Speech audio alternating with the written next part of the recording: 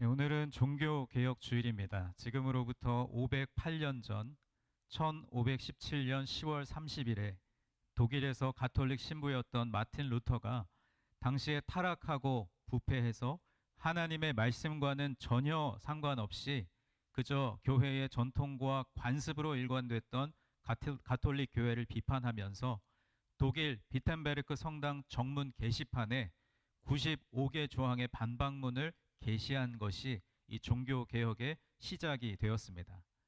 그래서 매년 10월의 마지막 주일을 종교개혁 주일로 지킵니다.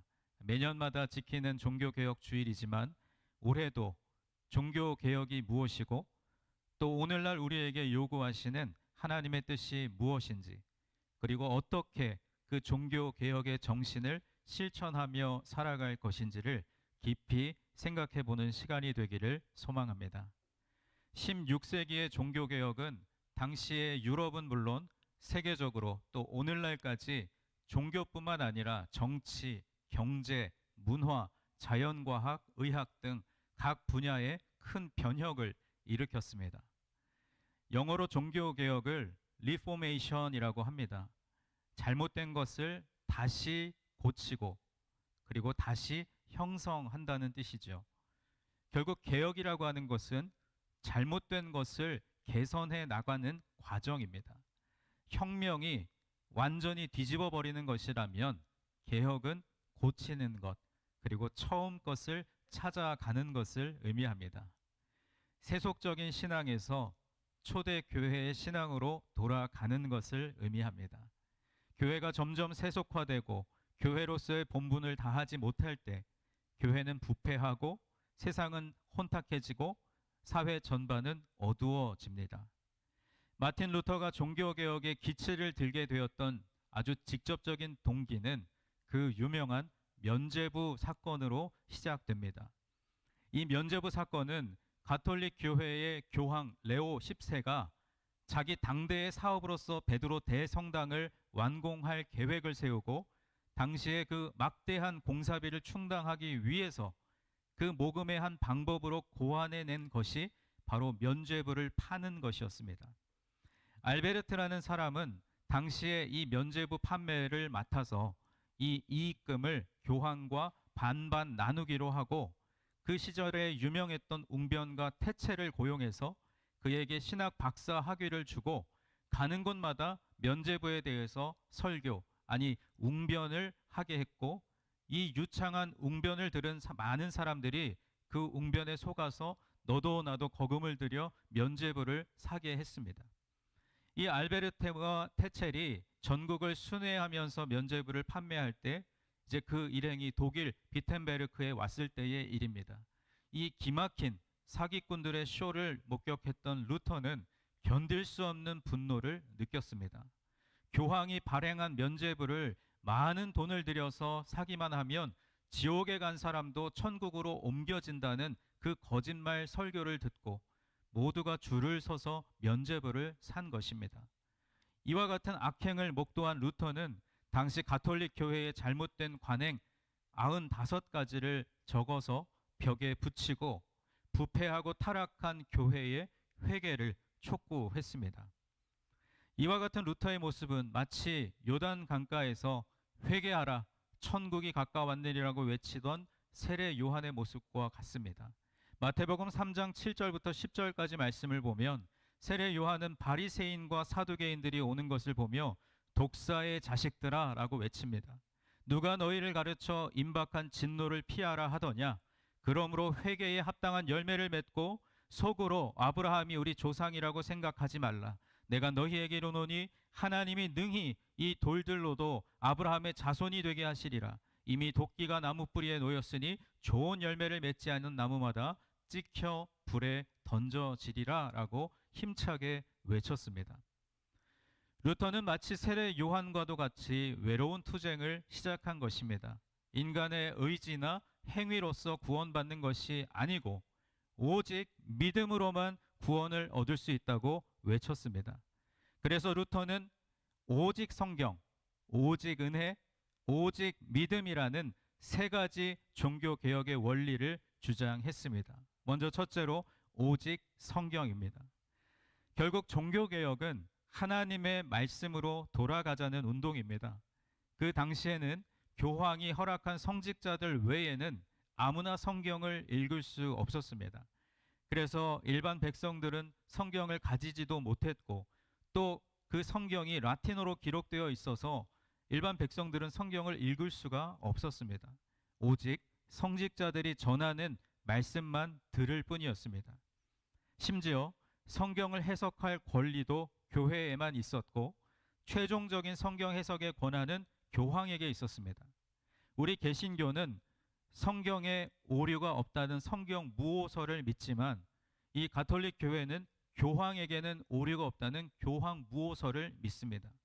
교황이 신앙이나 도덕에 대해서 어떤 결정을 할 때에는 실수하는 법이 없다는 것이 바로 그들의 신조입니다. 결국 교황의 생각이 그들의 신앙과 행위의 표준이 되는 것입니다. 바로 그러한 때에 루터는 라틴어로 된 성경을 독일어로 번역하고, 독일 사람들이 이것을 읽으면서 놀라운 하나님의 능력을 발견하게 됩니다. 오직 성경만이 신자의 신앙과 행실의 표준입니다. 우리 개신교는 우리 신앙의 표준, 우리 삶의 기초를 어디에 두냐 하면 바로 신구약 성경 말씀에 둡니다. 우리가 하나님과 깊은 관계로 들어가고 하나님의 뜻을 알고 진리를 따라 바른 믿음을 가지려면 하나님의 말씀을 최고의 가치로 여기고, 그 말씀을 가까이 하고 말씀을 열린 마음으로 받아들여야 합니다. 오늘날 우리 그리스도인들, 성도들의 가장 큰 문제가 무엇입니까? 성경을 읽지도 않으면서 자신이 믿음의 원리와 진리를 잘 알고 있다고 착각하는 것입니다. 그래서 진리를 알려고 노력도 하지 않고 그냥 자기의 생각과 경험과 느낌대로 신앙생활을 하려고 합니다. 그렇게 되면 영적인 무지와 영적인 어두움이 더 깊어지게 됩니다. 루터가 거대한 교회 권력과 맞설 수 있었던 힘은 하나님의 말씀 성경이었습니다. 루터는 성경을 깊게 보고 새롭게 다시 알아가면서 교회에서 주장하는 것들이 성경에 있는 것이 아니라는 것을 알게 되었기 때문에 그것을 모른 척 넘어갈 수가 없었던 것입니다. 루터의 연설 한 대목을 여러분께 소개하려고 합니다. 이 연설은 보름스 의회 앞에서 재판을 받던 중에 루터가 항변했던 내용입니다. 루터는 여기에서 자신의 입장을 철회하면 파문을 면할 수도 있고 화형의 위험을 피해갈 수도 있었는데, 당당하게 그들 앞에서 이렇게 말합니다. 나는 성경과 진리에만 굴복합니다. 나는 교황과 의회의 권유를 받아들일 수 없습니다. 그 이유는 그들이 항상 모순적이기 때문입니다. 나의 양심은 하나님의 말씀의 포로가 되었습니다. 나는 어떤 신념도 바꿀 수 없습니다. 나는 여기에 섭니다. 이제 나는 어찌할 도리가 없습니다. 하나님, 나를 도우소서. 이것이 종교개혁을 시작하며 외쳤던 오직 성경, 하나님의 말씀으로 돌아가자, 하나님 말씀의 진리에 서자라고 외쳤던 루터의 고백입니다. 두 번째 종교개혁의 원리는 오직 은혜입니다. 루터가 이 95개조의 조항을 통해서 주장하고 싶었던 가장 중요한 문제 중에 하나는 바로 구원에 관한 문제였습니다. 구원은 큰 돈을 들여서 면죄부를 산다고 해서 얻어지는 것이 아니라 오직 하나님의 은혜로만 얻을 수 있다는 것입니다. 사람이 자신의 어떤 공로나 돈이나 면죄부로 그가 하나님 앞에서 의롭다함을 얻고 구원을 얻는 것은 불가능한 일이기 때문입니다. 성경 어느 곳을 찾아보아도 면죄부를 사면 구원을 얻는다라는 말씀은 없습니다. 구원에 대한 이 루터의 입장은 우리가 잘 아는 에베소서 2장 8절과 9절 말씀에 근거해서 확고했습니다. 우리 에베소서 2장 8절과 9절 말씀을 다 함께 읽어보겠습니다. 시작. 너희가 그 은혜를 인하여 믿음으로 말미암아 하나님의 선물이라. 행위에서 난 것이 아니니 이는 누구든지 자랑하지 못하게 함이라. 아멘. 구원은 사람이 어떻게 해서 얻을 수 있는 것이 아닙니다. 구원에 관한 한 인간이 할 수 있는 일은 아무것도 없습니다.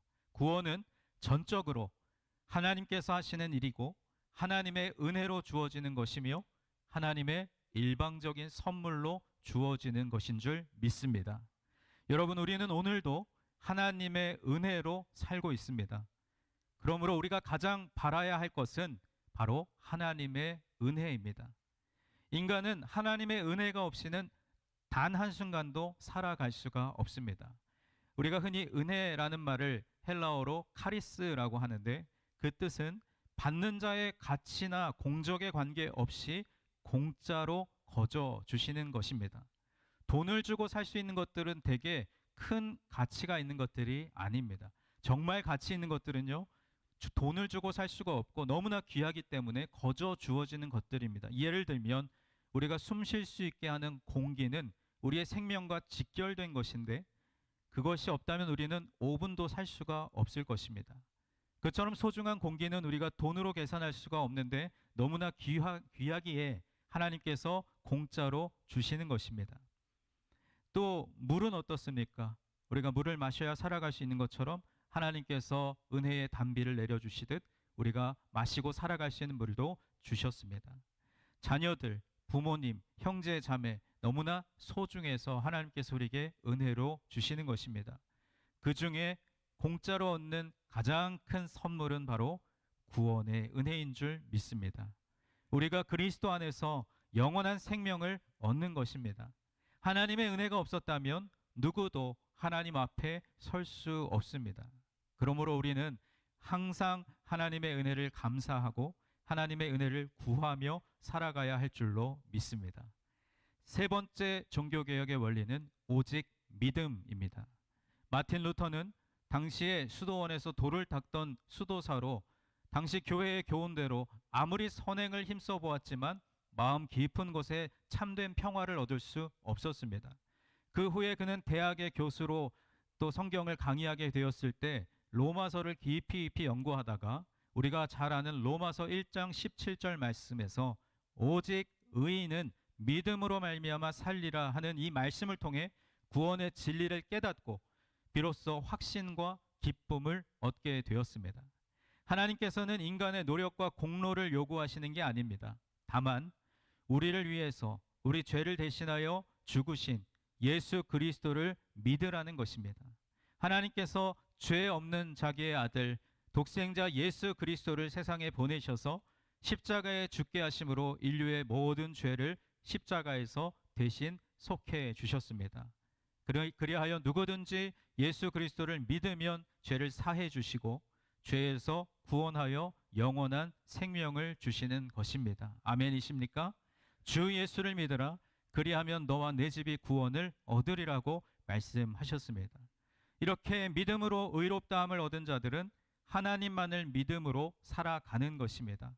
그런데 여러분, 우리가 많은 경우에 하나님을 믿는다고 하면서도 하나님도 믿고 내가 가진 돈과 지식도 믿고 하나님도 믿고 다른 사람들도 믿으며 우리는 항상 인생을 살면서 어쩌면 양다리를 걸치고 살아가는지도 모릅니다. 참된 믿음이란 이 세상에서 그 누구도 그 무엇도 나의 신앙의 대상이 될 수 없으며 오직 그리스도만이, 하나님만이 내가 참으로 신뢰하고 의지해야 할 분임을 확신하는 것인 줄 믿습니다. 이제 오늘의 말씀으로 들어가 보겠습니다. 오늘 본문의 말씀은 사무엘이 하나님의 신탁을 받고 백성들을 향해서 우상 숭배와 하나님의 뜻을 버리고 죄악으로 달려가는 길로부터 돌이켜 하나님께로 돌아오라는 회개를 촉구하는 말씀입니다. 이스라엘 백성들은 하나님의 선택을 받은 유일한 선민이었지만 그들은 종종 하나님을 버리고 이방신을 섬겼습니다. 그럴 때마다 하나님께서는 어김없이 이방 민족을 도구로 삼아 이스라엘 백성을 치셔서 그들로 하여금 깨달을 수 있는 기회를 주셨습니다. 이때에도 이스라엘 백성들은 하나님을 떠나 이방신 블레셋 족속들이 섬기는 아스다롯이라는 신을 섬겼습니다. 하나님은 그에 대한 벌로 블레셋을 통하여 침략하게 하시고 이스라엘은 고통에 빠지게 되었습니다. 이와 같이 백성들이 고통에 빠지자 그들은 다시 여호와 하나님을 바라보게 됩니다. 이와 같은 때에 사무엘 선지자가 하나님의 명령을 받아 백성들에게 하나님의 말씀을 전하게 되는데 그 말씀의 내용이 무엇이냐? 첫째로 우상을 제거하라고 하셨습니다.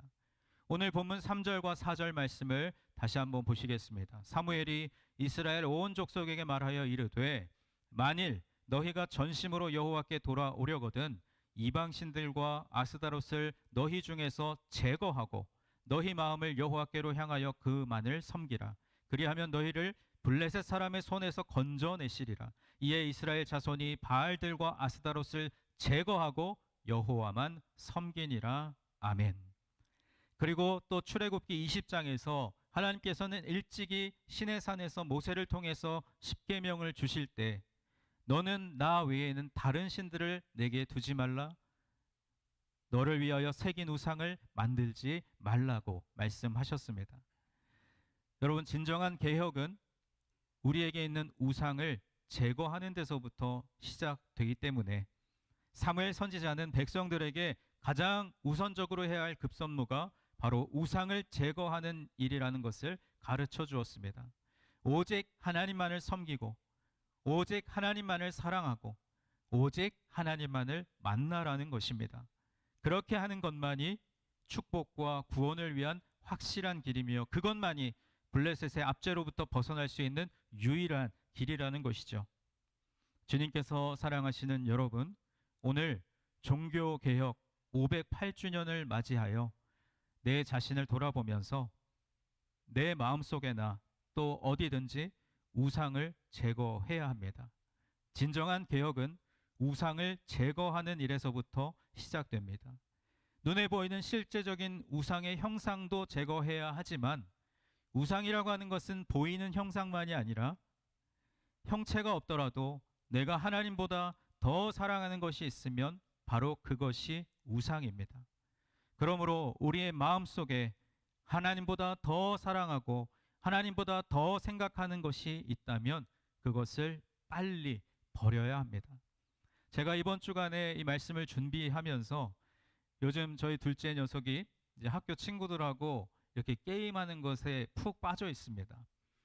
그래가지고 아침에 눈을 뜨자마자 게임 얘기를 해요. 어쩔 때는 뭔 얘기인가 하고 한참 들어보면 게임 얘기예요. 그래서 제가 엊그제는 아침에 학교 가는 길에 리오나, 너가 아침에 눈을 뜨자마자 생각한 게 뭐였지?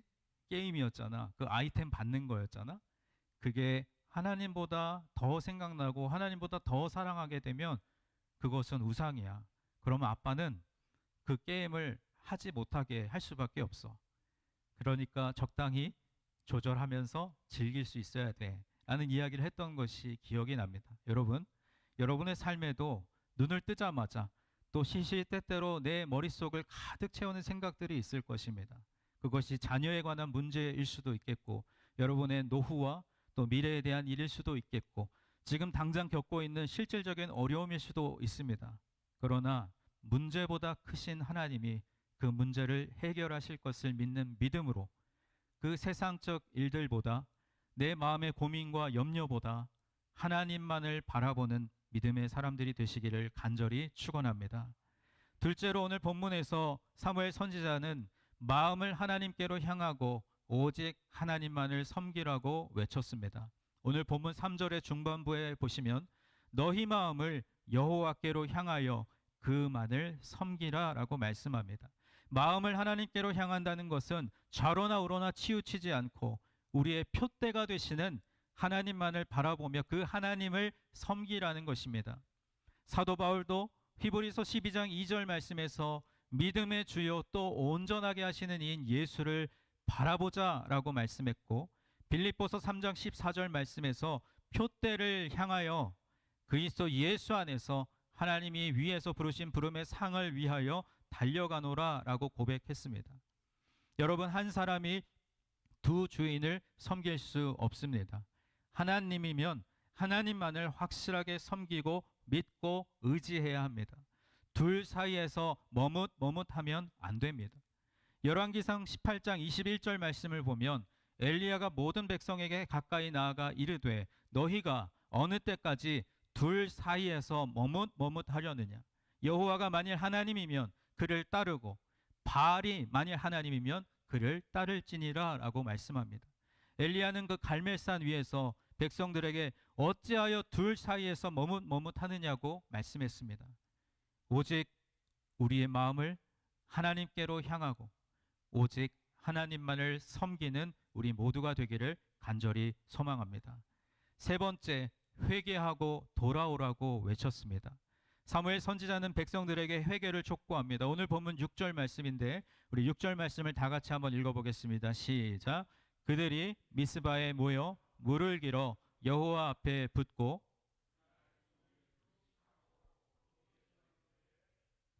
여호와께 범죄하였나이다 하니라. 아멘. 백성들은 사무엘의 말대로 물을 길어다가 여호와 앞에 붓고 그날에 금식하며 우리가 여호와께 범죄하였나이다 라고 자복했습니다. 새로운 개혁 운동은 반드시 회개의 관문을 통과해야 시작될 수 있습니다. 그래서 세례 요한도 회개하라 천국이 가까이 왔느니라 라고 말씀했고, 또 예수님의 복음 전파의 첫 번째 말씀도 회개하라는 말씀이었습니다. 천국은 회개하는 자에게 임하는 줄 믿습니다. 성령께서 임하셔서 은혜를 주시는 것도 죄를 깨닫고 회개하는 사람에게 은혜를 주십니다. 시편 51편 17절 말씀에서 하나님께서 구하시는 제사는 상한 심령이라. 하나님이여 상하고 통회하는 마음을 주께서 멸시하지 아니하시리이다 라고 말씀합니다. 또 다니엘은 동족의 죄를 회개하면서 울었다고 했습니다.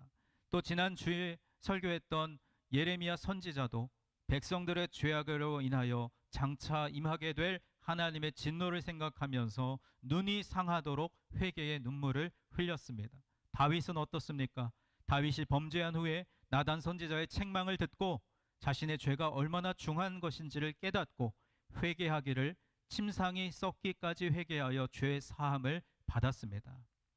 주님께서 사랑하시는 여러분, 종교개혁 508주년을 맞이하는 우리에게도 오늘 고치고 새롭게 개혁되어야 할 부분들이 많이 있습니다. 사무엘이 외쳤던 이 종교개혁, 세례 요한이 외쳤던 종교개혁, 그리고 마틴 루터가 외쳤던 종교개혁이 오늘 저와 여러분의 삶에서도 일어나야 할 줄로 믿습니다. 종교개혁은 곧 변화입니다. 개혁된 교회는 계속 개혁되어야 한다는 그 종교개혁의 모토처럼 나와 나의 존재와 삶의 지속적인 변화가 일어나야 합니다. 그렇다면 과연 무엇이 변화되어야 할까요? 첫째로 우리의 신앙이 변화되어야 합니다. 교회를 오래 다녔다고 해서 신앙이 좋은 것은 아닙니다. 오히려 타성해졌고 요령만 생겨서 하나님 앞에 형식적인 믿음이 되어버린지도 모릅니다. 형식과 외식하는 일에서 과감하게 변화되어야 합니다. 누가복음 18장 말씀을 보면 성전에서 기도하는 두 사람이 등장합니다. 한 명은 바리새인이었고 다른 한 명은 세리였습니다. 두 사람의 기도하는 모습을 기록하고 있는데 그 모습을 보면 비교되는 부분이 있습니다. 먼저 누가복음 18장 11절 말씀을 보면 바리새인은 서서 따로 기도하여 이르되 하나님이여 나는 다른 사람들 곧 토색, 불의, 간음을 하는 자들과 같지 아니하고 이 세리와도 같지 아니함을 감사하나이다 라고 기도합니다.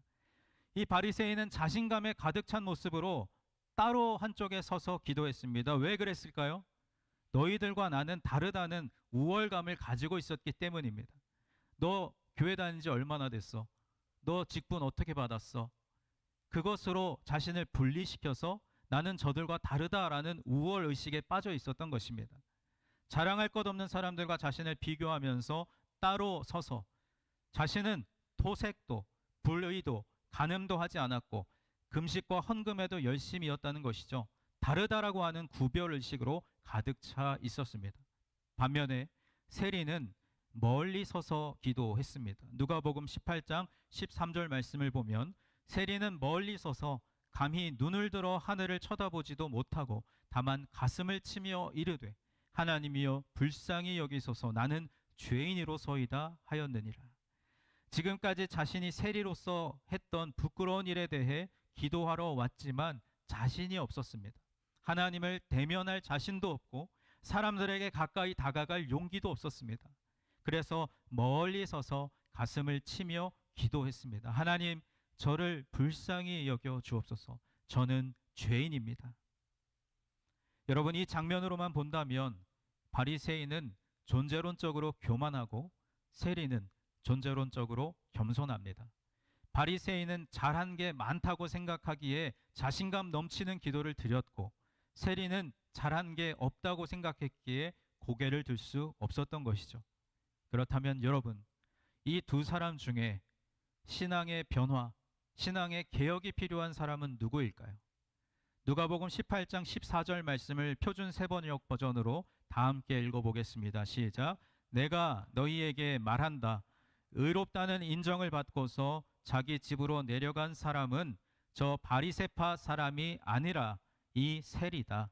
누구든지 자기를 높이는 사람은 낮아지고 자기를 낮추는 사람은 높아질 것이다. 아멘. 삶을 바꾸고 신앙의 변화가 필요한 사람은 세리가 아니라 바리새인이라는 것입니다. 바리새인에게서 보았던 다른 이들에 대한 우월감, 자기 과시, 공로의식, 구별의식은 우리의 신앙을 병들게 합니다. 나는 얼마나 많이 봉사했는데, 내가 얼마나 많이 헌금했는데, 내가 얼마나 많이 교회를 섬겨왔는데, 나는 그런 우월감, 구별의식으로 인해서 나는 당신과 달라라는 그런 마음, 배제의 마음, 존재론적 과시의 마음을, 겸손한 마음, 주님 저는 아무것도 아닙니다. 주님 저는 여전히 죄인입니다. 그러한 겸손의 마음으로 바꿔가야 할 줄로 믿습니다. 그것이 우리가 종교개혁 508주년 주일에 내 삶에서부터 시작되는 종교개혁을 위해서 노력해야 할 첫 번째 변화입니다. 나의 신앙이 변화되게 하여 주옵소서. 두 번째, 우리의 삶이 변화되어야 합니다. 하나님을 믿는다는 우리 그리스도인들의 생활을 한번 보십시오.